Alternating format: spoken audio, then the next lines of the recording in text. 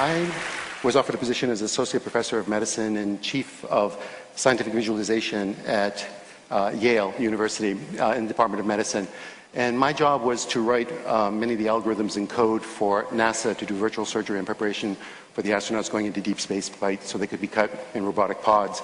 One of the fascinating things about what we were actually working on is that we were seeing, using new kind of scanning technologies, things that had never been seen before. I mean, not only in disease management, but also things that allowed us to see things about the body that just made you marvel.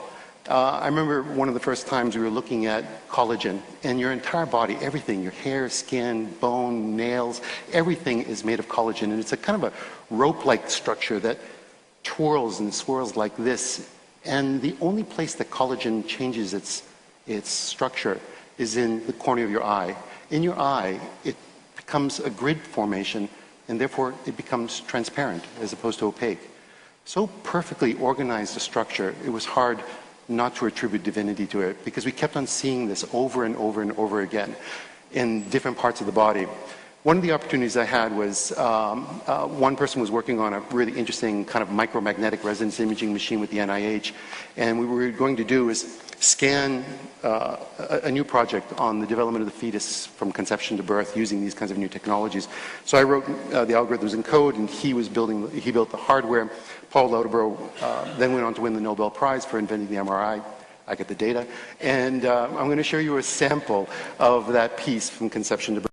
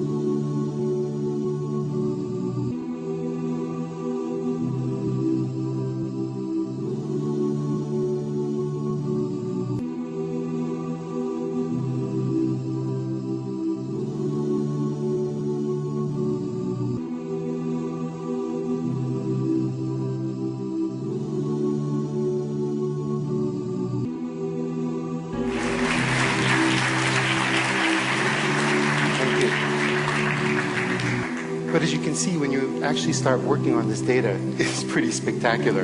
And as we kept on scanning more and more, working on this project, looking at these two simple cells that had this kind of unbelievable machinery that will become the magic of you. And as we kept on working on this data, looking at small clusters of the body, these little, pieces of tissue that were the trophoblast coming off of the blastocyst, all of a sudden burrowing itself into the side of the uterus, saying, I'm here to stay. All of a sudden having a conversation of communications, the estrogens, the progesterones, saying, I'm here to stay. Plant me, building this incredible trilinear fetus that becomes within 44 days something that you can recognize, and then at 9 weeks is really like a kind of a little human being. The marvel of this information, how do we actually have this biological mechanism inside our body to actually see this information? I'm going to show you something pretty unique. Here's a human heart at 25. It's just basically 2 strands. And like this magnificent origami, cells are developing at 1 million cells per second at 4 weeks as it's just folding on itself. Within 5 weeks, you can start to see the early atrium and the early ventricles.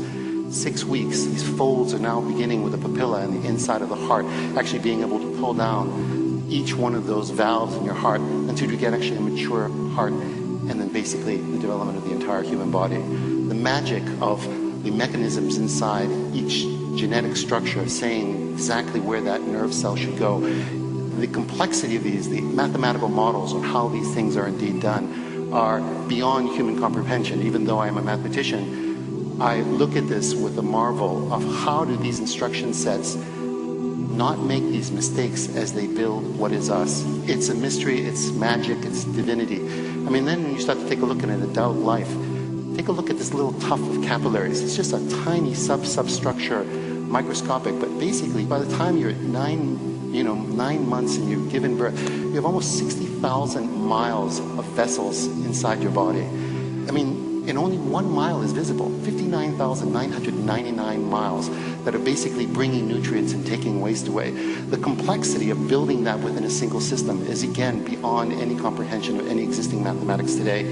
And that instruction set from the brain to every other part of the body. Look at the complexity of the folding. Where is this intelligence of knowing that a fold can actually hold more information? So as you actually watch the baby's brain grow, and this is one of the things that we're doing right now. We're actually doing a longitudinal studies of actually scanning babies' brains from the moment they're born every 6 months until they're 6 years old. We're going to be doing actually about 250 children, watching exactly how the jirai and the sukai of the brains fold to see how this magnificent development actually turns into memories and the marvel that is us. And it's not just our own existence, but how does the woman's body understand to have genetic structure that not only builds her own, but then has the understanding that allows her to become a walking immunological cardiovascular, system that basically is a mobile system that can actually treat this child with a kind of marvel that, is beyond, again, our comprehension, the magic that is existence, that is us.